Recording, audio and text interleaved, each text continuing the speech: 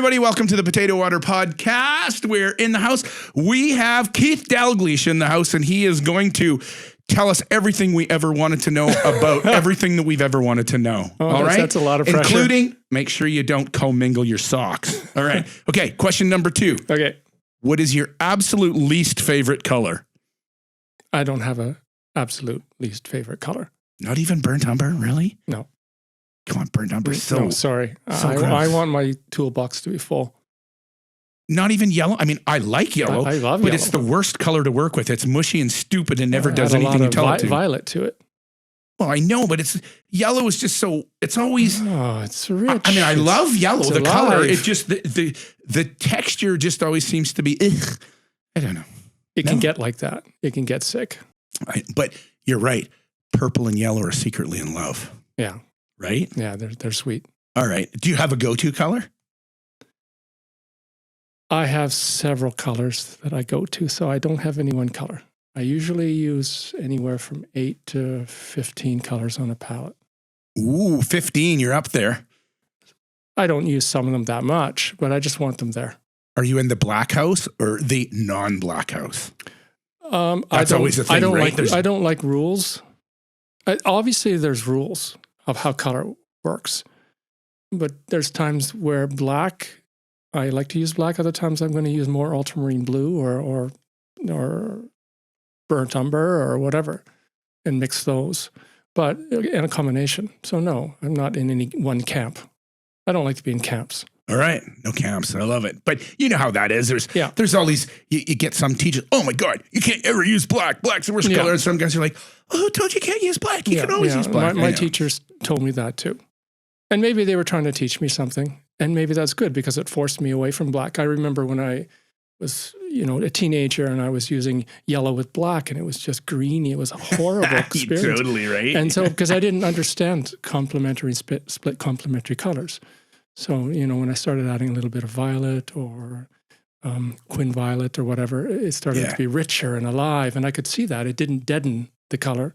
But at times I want that. At times, as long as I'm in control of it or I'm aware of it anyway. I'm never fully in control of what I'm doing, but I'm grasping at it anyway. Do you have a, how would I say this? Like a set, like you said, you do anything from 8 to 15 colors. Do you put out a set palette every time and then add or subtract to it? Or is it?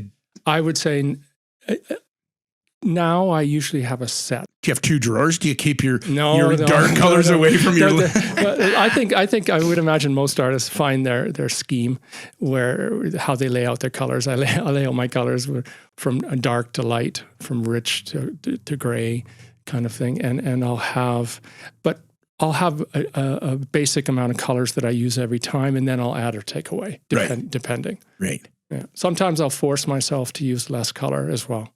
Are you a phthalo guy? Yeah, I like the phthalo blue. Ooh, that's out there. I like the bully on the playground. It's attractive. It can do a lot of things, right? It's very beautiful, but sometimes I want to be able to not always go to those colors. I want to be able to work with cobalt blue, ultramarine blue, and some of these other blues and violets. There's a lot there. It depends on what I want. Right. Do you, well, I just wrote about this today. I was putting a newsletter together and I wrote that a few years ago, wasn't that long ago, actually, someone said to me, oh yeah, but you're a seasonal painter. And I was like, a what? What's a seasonal painter? And he said, oh, you always paint whatever the season is. You're always doing that. I said, what do you mean? Well, it's fall. You're going to paint fall paintings. You'll do a whole series of fall paintings, and then it'll start to snow, and you'll do winter paintings.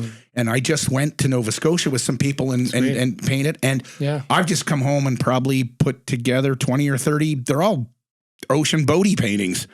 And my head is there. So do you go through phases like that? I mean, either like series-wise, composition-wise, but just color-wise, do you get hooked on a sort of? Yeah, I do. I get familiar with something and it starts to work and I want to experience it for a while and then I go, okay. And then I want to expand and learn something new and challenge myself. And I don't want to feel, limited and stuck. Like sometimes not just color, but even composition and where I'm not able to accomplish something, and it's extremely frustrating. And so I'll continue until I'm satisfied enough. And yeah, I mean, I'm not one who goes from winter to spring to summer. I do whatever I want, whatever moves me, because for me, it's difficult to paint sometimes. And so I'll do whatever I'm excited by. What is difficult to paint? What when is you difficult say to paint? it's difficult, well, you know, sometimes it's difficult to paint. Yeah, you know, at times, part of it is difficult, but there's always certain segments within a painting. I feel lots of joy and lots of excitement, and I feel, you know, some good hormones, good things are happening. I'm sure. Yay! Look at my drawing; it's so good. Look at these first few marks. Yeah. This is great. Yeah. Oh my God, this is the worst thing I've ever done. I should throw it out. Oh wait, wait! I've saved it from the brink. We're onto something here. We're onto something here. Yeah. When I paint, I'm not able to hide from myself. So essentially, when I'm approaching a painting, get everything set up, it's one place in my life that I can't control. And it's my attempt to try to control. And all my experiences, my traumas, my joys, my loves, everything that's happened in my life, it all comes to the picture plane. It all comes and I'm faced. Sure it does. And so I can't hide. So there are times when I'm really confident, really strong, really elated. And other times I'm feeling perhaps insecure or there's fear. So, but I never want to hide from that. So I keep on coming again and again to each canvas, thinking that maybe I'm going to overcome and be this perfect masterpiece, like a lot of artists, young artists especially. Absolutely. They want to try to achieve a masterpiece. And maybe they're trying to achieve their own masterpiece within themselves. I don't know. But I find it's a psychological endeavor to paint.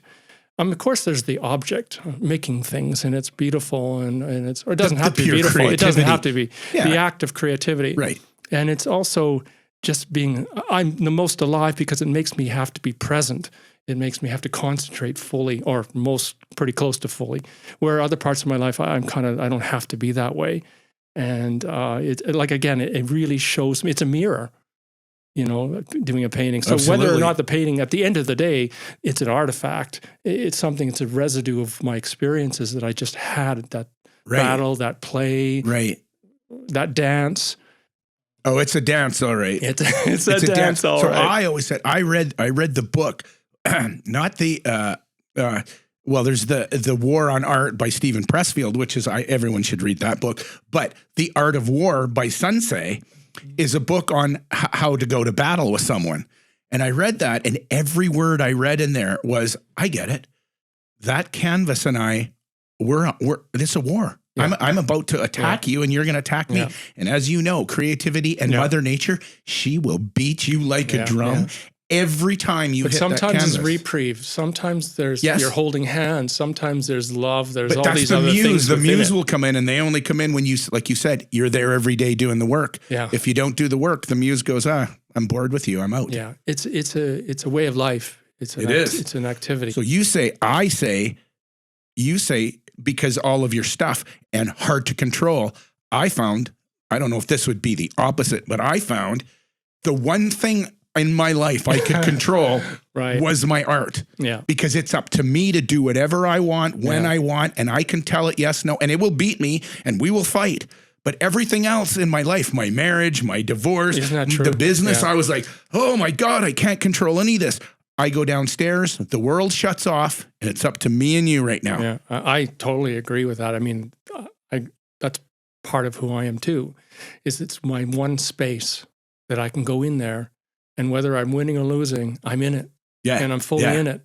And otherwise, it's a whirlwind out there. It is. Everything else is a whirlwind. It's the one place I've got some control. I'm not a very good team player, you know. Yeah, sometimes I know. You know, and they're isolated as a painter, like a writer, like a lot of other artists. It's very much, you know, as you know, people call me an entrepreneur. I'm not sure. I mean, I own my own business. I guess that classifies as that, but whatever. But part of the reason is I was never a good team player either. I got fired from half the jobs I worked at because I want to just go do my thing, and I just ended up here. I'll just do this. This is how it's done. I used to work on the stage as a performer, and I really loved it a lot. it involved music, lights, costumes, movement, voice sometimes. And I had to work with a lot of people. And I loved the choreography and I liked being in control. However, I usually ended up being a bit disappointed because I couldn't control everything. And you can't control the other actors. You I can't couldn't control the whether they musicians. showed up. I couldn't control how passionate they were with the vision that we had. And so I think it's led me naturally to, well, I was always interested in drawing and painting my whole life, but it really brought me home to this more somber, joyful combination of all emotions into this one place where I can concentrate, where I could, act out all those things. Right. So yeah, not a team player. All right. You had what about brothers and sisters then? Brothers and sisters. You got brothers and sisters? Yeah, I've got 3 older brothers and a younger sister. Wow. So you got to be some kind of a team player. No, we fought. You fought. You just got wedgies. No, You gave wedgies. No, I learned how to. I learned how to defend myself. All right. So, let's just go back a little bit before we hit the family thing. Do you remember the first painting you sold?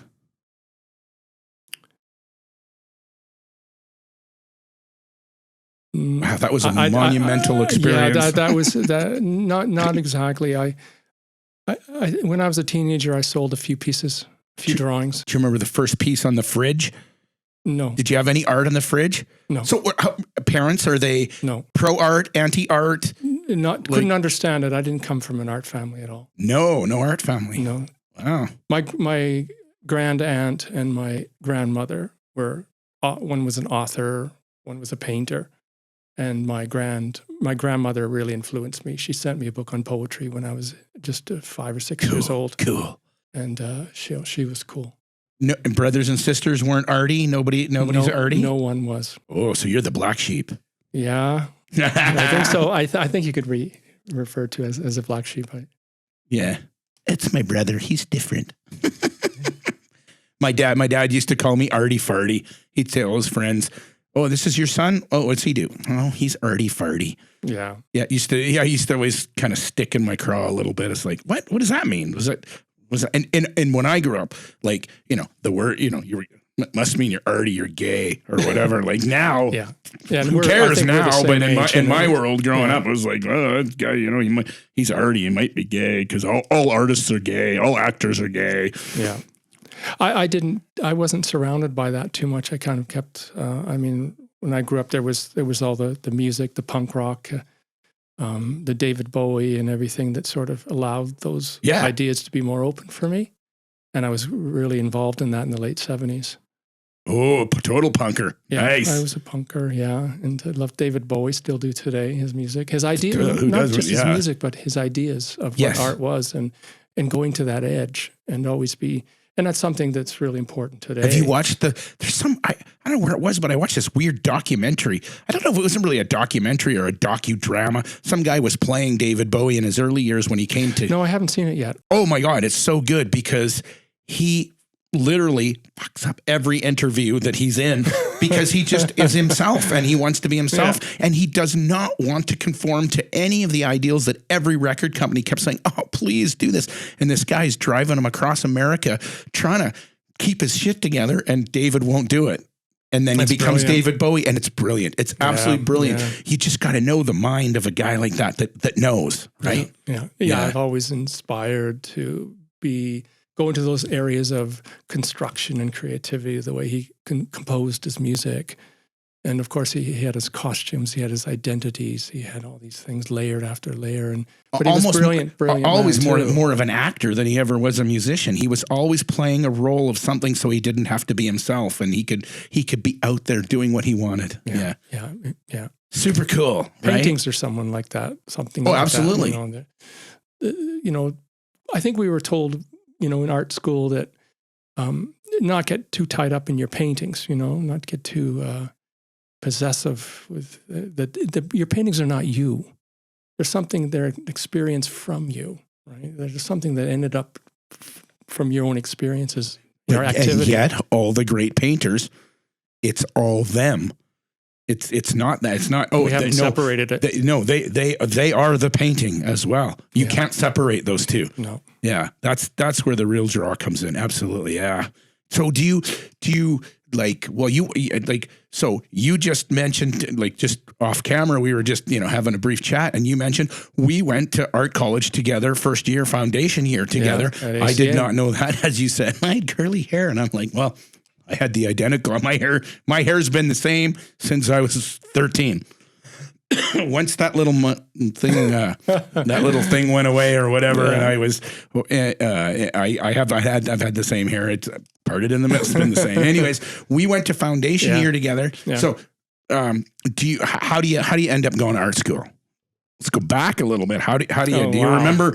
Do you remember filling out the forms? And do you remember? Do you remember we had to do the little draw the plant and draw something linear drawing. I wish I could get that back. Yeah, I remember doing a copy of it was Da Vinci, copy of a Da Vinci drawing. Yeah, that's funny. I did a copy of an Albert Dürer. Did you? I did the little sort of rabbit thing. I remember what I did as the test. Most images I remember. Wow. Once in a while, probably you feel the same. Once in a while, you come across something that you did 20, 30, 40 years ago, and somebody shows you, and you totally forgot. Like I did that. And then it comes back a little bit. There are things that I've forgotten. Well, I've had many experiences that, excuse me, I've had ones that I just don't remember, but I look at the piece and go, yeah, it's kind of I guess I painted it, whatever. It wasn't memorable to begin. The painting's not memorable anyways. I've had those. I've had ones that come back going, oh my God, I totally remember painting that. And even worse than that, I got my neighbor, go Fritz, my neighbor bought a painting off of me. And I'll say it was one of the first paintings I ever sold. I'd sold a few before, but he came and saw this painting that I was working on, and he fell in love with it. And he said, how much you want for that painting? And I thought, I'm going for it. We had rented a house.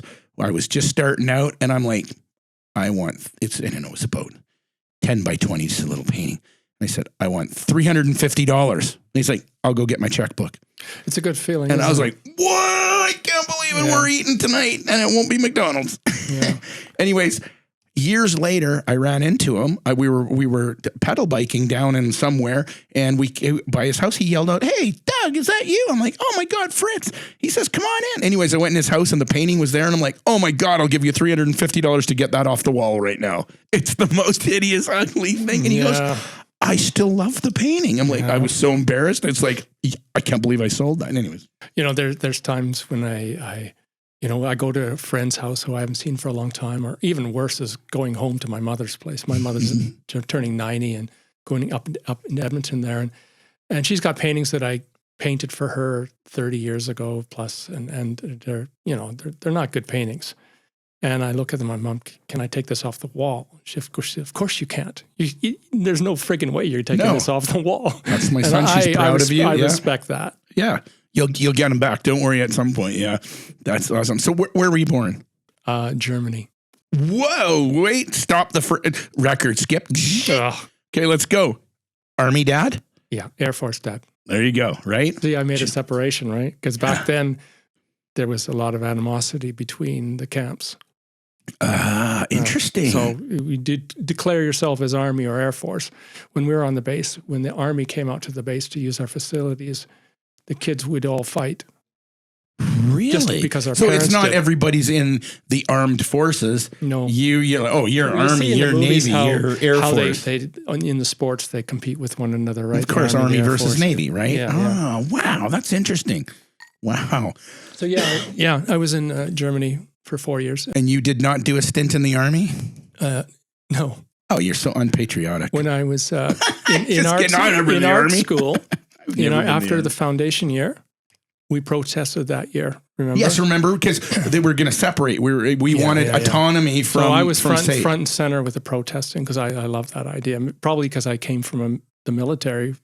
Wow, that's interesting because I was the only guy that wasn't in that camp. I was like a loner going, why do you want to leave SAIT? Why do you want to leave this facility and not have the English department and all of these departments? It's probably right. And why would you leave the ice rink and the swimming? Yeah. Like be part of a bigger thing. I go, you guys are just want, you want to be at, I don't know. I didn't get, and everybody, I was like just a freak because I didn't agree with that. It was quite a drama at the time. Oh, it was terrible. And the sleep in, they had a big sleep in and yeah. But that summer I got more involved. I got involved with an organization in Calgary, and I was only 18 and 19 or something like that. And Calgarians for Nonviolent Action, and they were protesting against the cruise missile that at the time was flying over Alberta. That's right. And so this group was organized. They had been together for quite some time, organizing protest marches and whatnot. And they were about to do a real big event. And I only just met them, and I was so keen after protesting at ACA. It was like, yeehaw, I'm a radical, right? Anyway, I got involved with them, and then we had a march. There was the biggest march in Calgary's history. There was over 5,000 people at the time. I think there's never been a march since then. And then we shut down the Armed Forces Recruiting Center, and we chained ourselves, locked ourselves in there, and then we got dragged away and thrown in jail. And then so we got charged with mischief, and it was a nasty experience, really. Wow. Yeah, and that all came out of ACA. Being right. a cowboy, thinking I was going to change the world, and in hindsight, I don't think it made any difference. I mean, I'd like to think that we certainly need to make these efforts, but it didn't make any difference. Yeah, I hear you. It's just I mostly keep. I don't know if I'm not courageous or not, but I'm not. I keep my head down these days. Yeah, right. It's just like I would. Yeah. Well, and what for I guess all intents and purposes, whatever, the world has changed slightly. That you can't just be political and talk about what your politics. It's like, if you say that, then somebody hates that. There's no more discourse about good, bad. It doesn't seem to be gray. No, there's no gray area. It's like, oh, you like that? I hate that. Ugh. I can't either. I don't talk about any of that. I don't, and I don't think I don't think people are really being honest anyway, because we have a bit of everything in us. We can relate to everything, but we choose to who knows why we choose sides. Yeah. But you're right, that is happening today. So I'm just more the observer. How long were you in Germany? 4 years. Born for you just for 4 years? Yeah.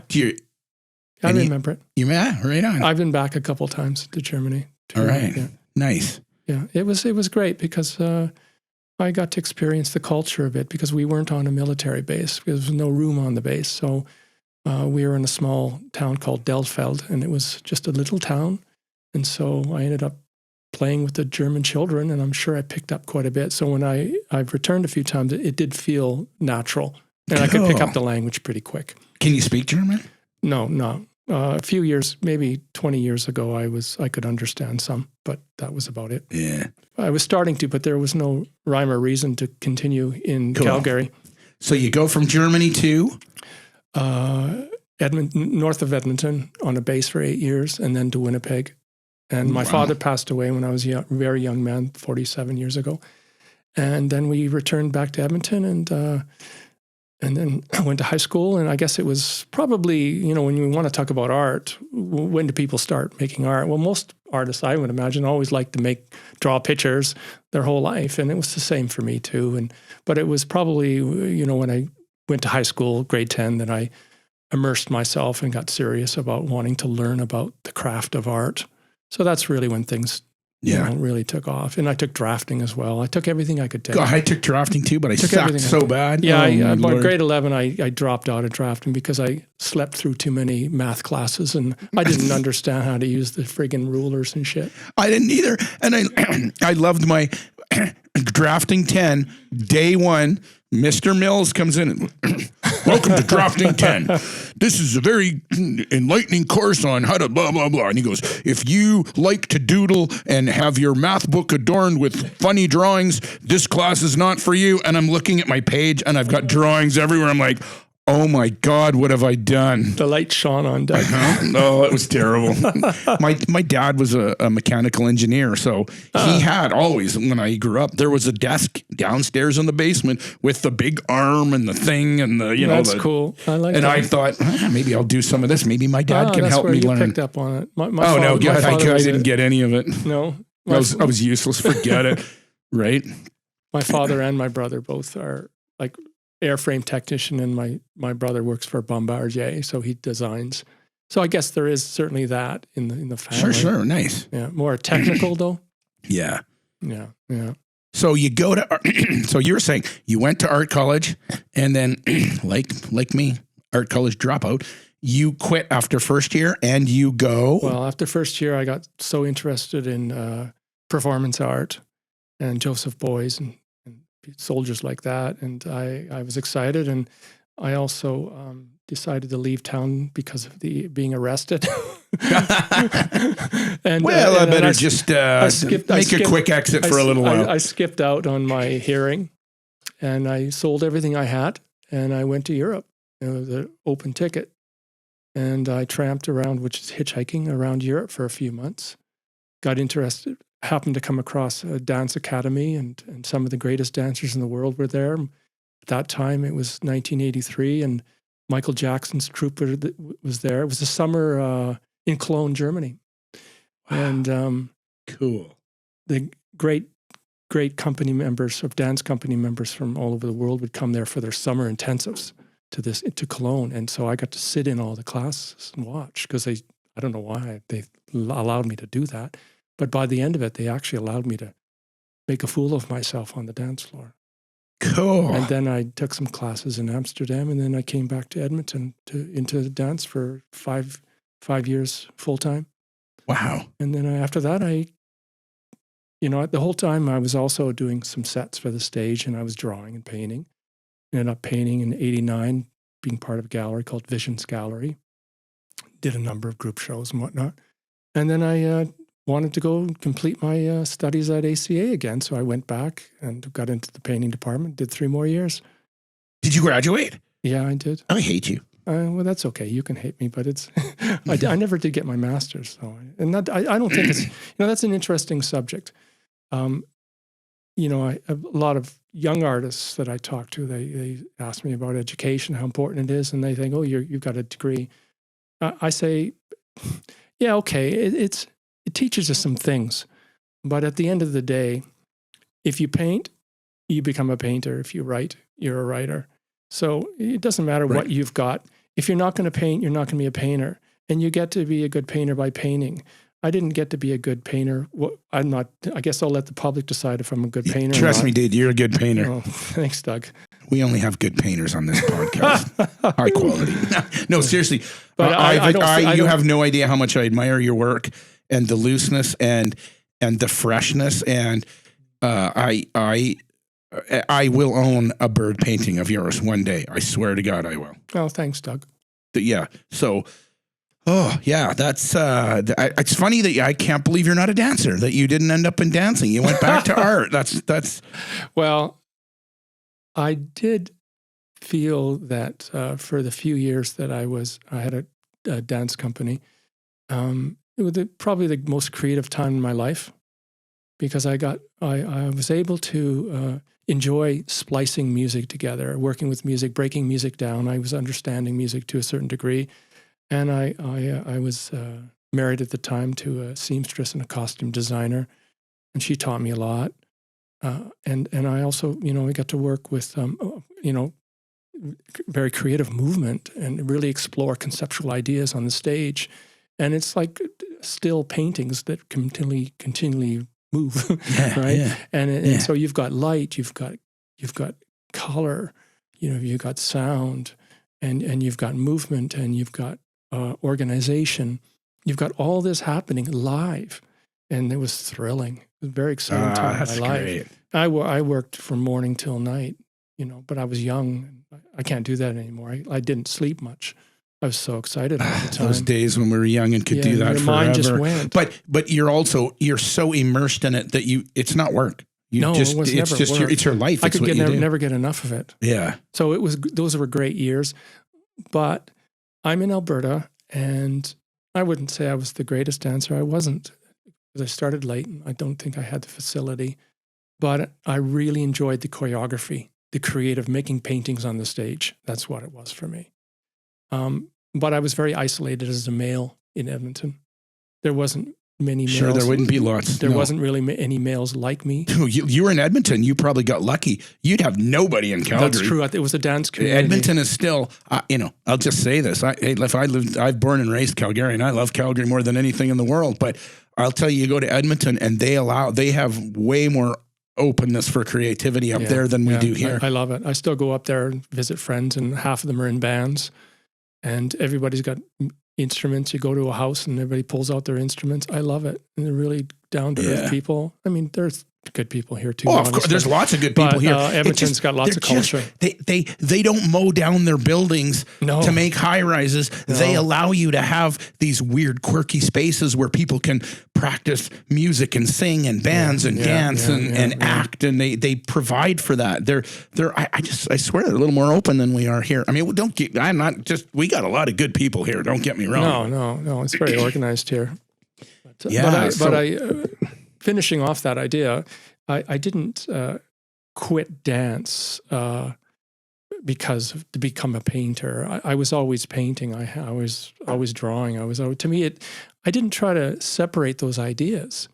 To me, it's all visual. It all touches you. It all affects you. It's constructed. It's made. It's handmade. All those things are essential for me. So it just didn't. The tools weren't there for me to continue. Otherwise, I'd actually do it today.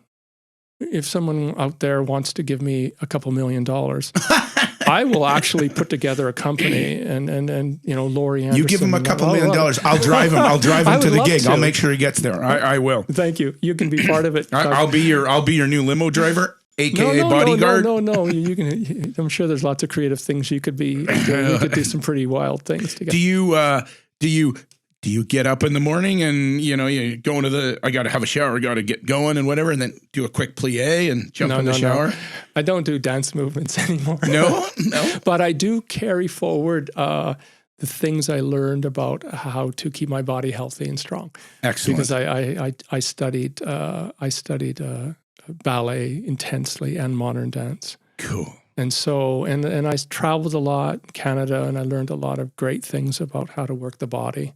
And so, we're both over 60, and I do a lot to keep my body healthy, and just so I can paint and stay and keep painting. I do nothing. I know. A lot of hot dogs and vodka. It's terrible. It's terrible. We could not be in. You want to be in camps? You don't want to be in this camp unless you like hot dogs. You might have good genes. And you obviously do. So let me see. Stand up. I got crap genes. I look homeless. Whatever. That's good. We don't want to go down that road. No. I'm not. Dance is like 35 years ago or more. So it's been a long time. Wow. All right. That's okay. So you have I have a studio in my home. Yeah. I come downstairs and I will paint my underwear some days and just do whatever and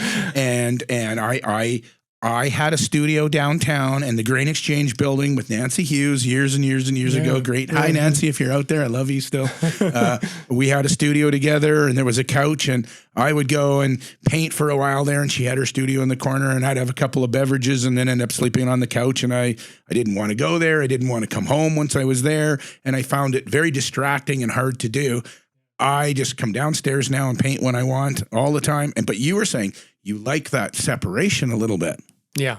I do. At home, I have a lot of responsibilities. I'm a married man now, as of just a year and a half ago, and it's great. I love it. Oh, a year and a half. Yeah. That's almost newlywed stuff. Almost, yeah. And it's been good for me. It's keeping me on the straight and narrow. Yes, they'll do that. They'll do that to you. Yeah, you bet. And I love cooking, and I do a lot lot of home. What's your go-to for cooking? What's your go-to? I'm a vegan. Okay, that's good. But still, what's your go-to? Well, I don't have a go-to because almost like color, I need everything. Back to that. I need the whole toolbox. All right. To be healthy, I don't. I'll switch up every day from legumes to tofu. You don't keep your light vegetables separate from your dark vegetables? No, that's like that. What's that, Monk, the series Monk? Yes, Monk. Oh, that guy. That was a good show. I love that show. That was so good. Yeah. All right. But no, I have a studio I've had for a number of years, and I love it because it maybe it's that old school idea of feeling like a man, and maybe my father taught me something. I don't know. Maybe that was the only thing. He got up and went to work every day. It's the only thing I remember about him. And so I get up and I go to work, not every day, maybe 5 or 6 days a week. Oh, no, but that's my dad too. It didn't matter. Yeah. Monday, you work Monday to Friday. Unfortunately, I did learn the work ethic. I also learned the Friday ethic. Oh, it's Friday. We're having some beers and we're barbecuing stuff. Right. So I got a little of that too. To take time off. Hey, Doc. But I got the same thing. My dad, old school. You get up, you go to work every day, and you don't whine about it. Yeah. Have you been consistent all these years? The last 40 years since I've known you? Or met you? I would say yes in different capacities because I started my own business. So anybody that wants to own your own business, 40 hours a week is a luxury. You're 60, 80 hours, even more hours. And my ex-wife who still runs the store, God rest her. I love her, man. I couldn't have done it without her. Yeah. I mean, we were both two opposites. She's an accountant and I'm a Walmart greeter. Like they couldn't have two different people, but she kept me on the straight and narrow. I was always overspending and buying crap for the store and keeping it exciting. And she was like, don't buy any more stuff. You can't buy any more stuff. And I was like, look at this cool thing. We got to have it. And it seemed to work out. It's good to have other people in your life, I think. Oh, as an absolutely. Because there's times when maybe you don't want to go to work. Maybe you don't want to do this. Oh, there was 100 million times I didn't want to go to work, but you just do. Yeah. And my ex-wife's grandpa, Bob Jackson, was like, he'd get up and go, I'm having a blue day. And you'd be like, what? He goes, a blue day. I don't want to go to work and I want to pout about it and I want to stomp my feet.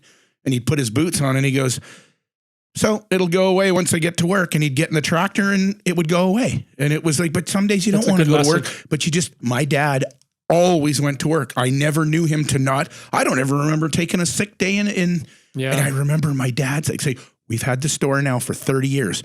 And I remember my dad coming home and my mom had to go pick him up because he'd had too much to drink, but they had a little party for him because he'd worked for the company for 30 years. And they gave him a big gold watch and a bunch of stuff. And he came home and put the gold watch on and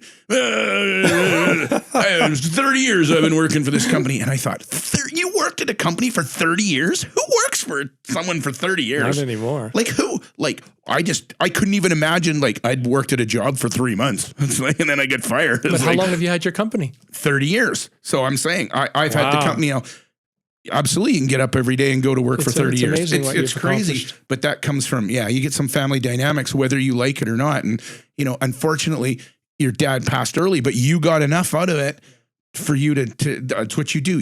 So you get up and you go to the studio. Are you a morning guy? No. Afternoon guy? Evening guy? I usually get up about between 8 and 10.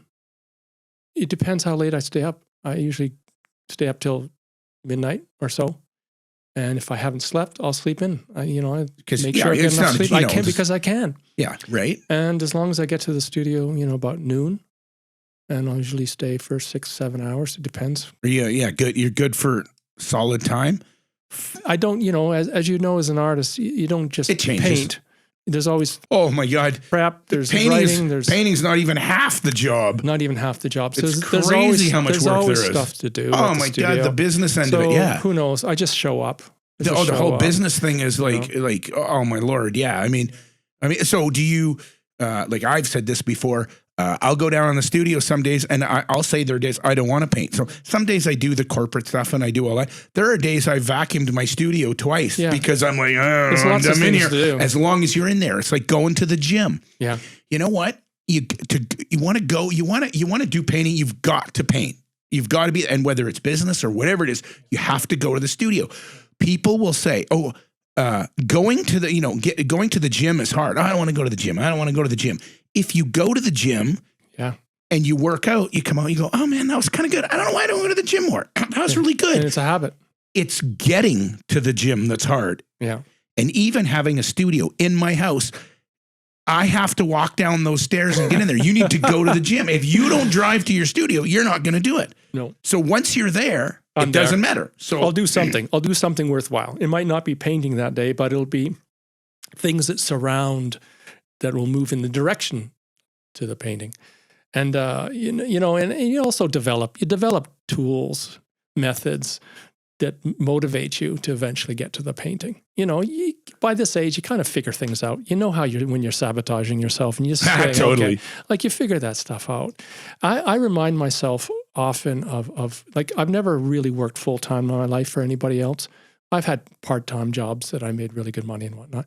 But I remind myself that if I don't do this, that I'll have to go work for somebody else again. If I don't do this, I'm going to have to do that. And you know what? I really love my life. I love what I do. I'm very fortunate. But it's not just about fortunate. We make choices in our lives. And many people can choose to do this, that, but they choose not to. For various reasons, we all have excuses, and sometimes I have too. But I choose to do this, and sometimes it's good and sometimes it's not. But overall, it's good. Oh yeah, overall it's good. That's what I was saying. My grandpa, I have a blue day. Get out there and do it anyways. Yeah. I'm not dissing anyone that has mental illness or depression or anything like that. But there are days you just don't want to do this, and there's tools for that too. There is, and fortunately, in our line of work, there are days where you don't have to do that. That I can go, I'm not doing it today. I'll work twice as hard tomorrow. But I don't have to do this today. Sometimes if I'm not doing that today, I'm doing something else that's bettering me anyway. Yeah. So I'll be able to do that tomorrow. Yeah. I've said many times, so being that you love dance, you'll love this, that there are times as artists, we give and we give and we give. You're always painting, you're always creating, you're using your energy to put something on canvas, to give to people, give to the gallery, give to them. You're giving even to me now, having a podcast, you give and give. At some point, the creativity starts, the gas tank runs out and you start to get low. I go see a band, I go see a movie, I go see a play, and I watch that and I get from them, they're giving to me, I refill my gas tank with that. That's interesting. And I love the energy that other people create. I steal from them and get it back. Yeah. And it I'll tell you, you go watch a band, and the next day I get up in the morning and I want to paint harder than I've ever painted before because my gas tank's full. I really get affected by other artists too. I get excited by what they're doing. And I was fortunate to go to Europe, not this summer, the summer before the Olympics, and spent a good amount of time in Paris. And it's the first time there. And so I got to see a lot of masters' works. And I was pretty pumped. But I also realized that it was such a small fraction of the time I wanted to spend there and just get deeper and deeper into the work. I could have spent 6 months just studying their paintings, but I was pretty enthusiastic after, But to come home. That puts gas in your gas tank. And I think I needed it at the time. Yeah, you're right. It does. And there's other things to do too. Sometimes I'm playing piano now. I play piano almost every day. I play at nighttime to help me sleep. And I love it. I'm creating music now. I'm going to actually. How long have you played piano then? What's bizarre about it, I've only played for a year, but I have a musical background in some ways. So it's just very natural. And now I'm starting to compose, and it's exciting. That's cool. It's not painting.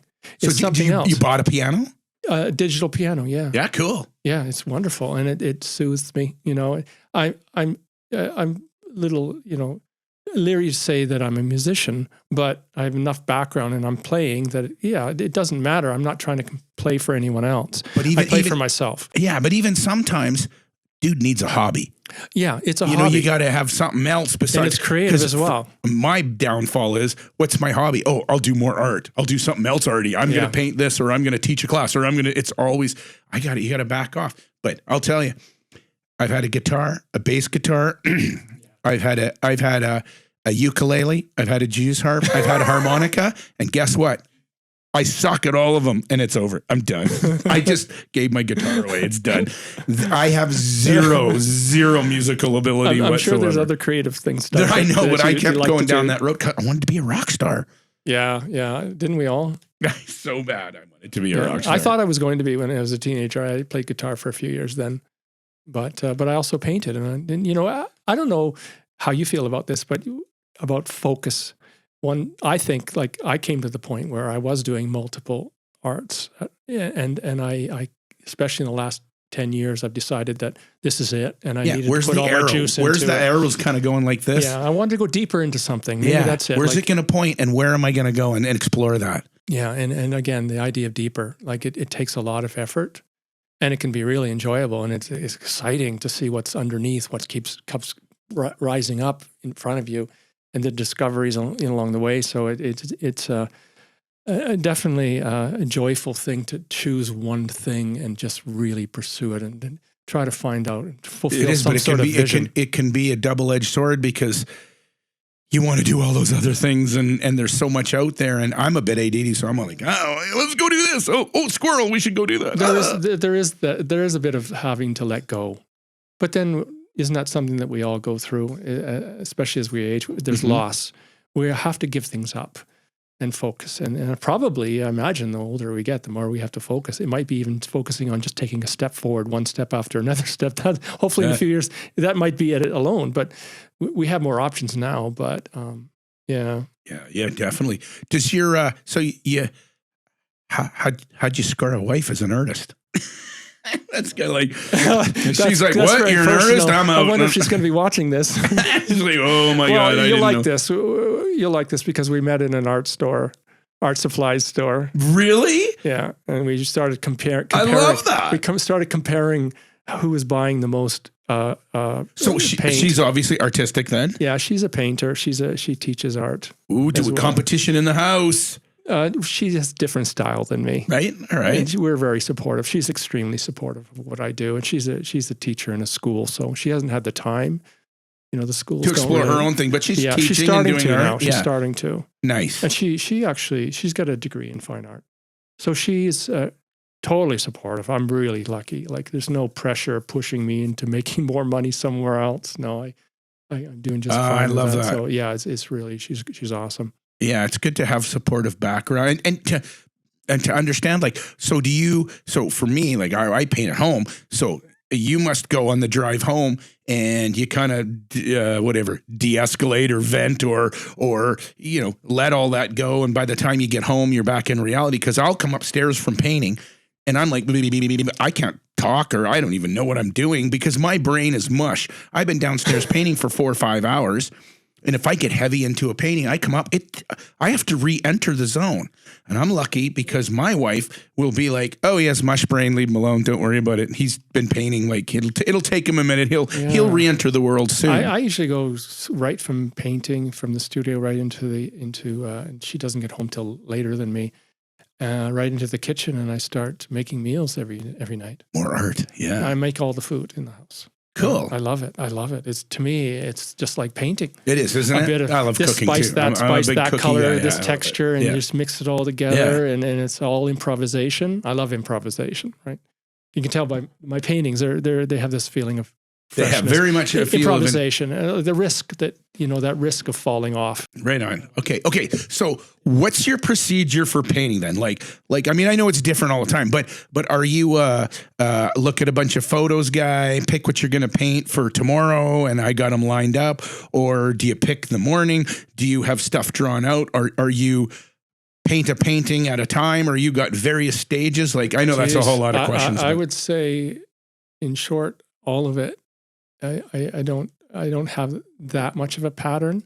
I definitely have thousands of photographs that I collect over many, many years from lots of places and sources and friends, and I take pictures as well.